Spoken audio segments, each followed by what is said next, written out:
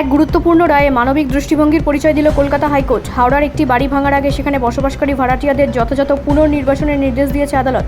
আদালতের পর্যবেক্ষণ বসবাসের অধিকার জীবনের অধিকারের অবিচ্ছেদ্য অংশ। মামলার শুনানিতে উঠে আসে হাওড়ার একটি পুরনো ভবন ভেঙে ফেলার সিদ্ধান্ত নেওয়া হলেও সেখানে বসবাসকারী ভাড়াটিয়াদের বিকল্প বাসস্থানের কোনো সুস্পষ্ট ব্যবস্থা করা হয়নি। এর জেরে ভাড়াটিয়ারা আদালতের দ্বারস্থ হন। আদালত জানায়, সংবিধানের 21 নম্বর অনুচ্ছেদ অনুযায়ী জীবনের অধিকারের মধ্যে সম্মানের সঙ্গে বেঁচে থাকার অধিকার অন্তর্ভুক্ত। আর সেই অধিকার নিশ্চিত করতে নিরাপদ আশ্রয় অত্যন্ত গুরুত্বপূর্ণ। তাই কোনো ব্যক্তিকে পুনর্বাসন ছাড়া উচ্ছেদ করা যায় না।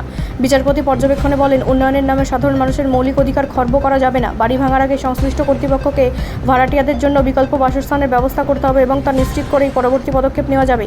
আইন বিশেষজ্ঞদের মতে এই রায় ভবিষ্যতে রাজ্যের বিভিন্ন উচ্ছেদ ও পুনর্বাসন সংক্রান্ত মামলার দৃষ্টান্ত হিসেবে কাজ করবে। বিশেষ করে শহরাঞ্চলে যেখানে পুরনো বাড়ি ভেঙে নতুন নির্মাণের প্রবণতা বাড়ছে, সেখানে এই নির্দেশ অত্যন্ত তাৎপর্যপূর্ণ। এদিকে এই রায়কে স্বাগত জানিয়েছেন নাগরিক সমাজের একাংশ। তাদের মতে এই সিদ্ধান্ত সাধারণ মানুষের বাসস্থানের নিরাপত্তা নিশ্চিত করার ক্ষেত্রে একটি বড় পদক্ষেপ। হাওড়ার এই ঘটনাকে কেন্দ্র করে এখন প্রশ্ন উঠেছে, উন্নয়ন ও মানবাধিকারের মধ্যে সামঞ্জস্য বজায় রাখতে প্রশাসন কতটা কার্যকর ভূমিকা নিতে পারবে। ব্যুরো রিপোর্ট, রাষ্ট্রীয় প্রসার বাংলা।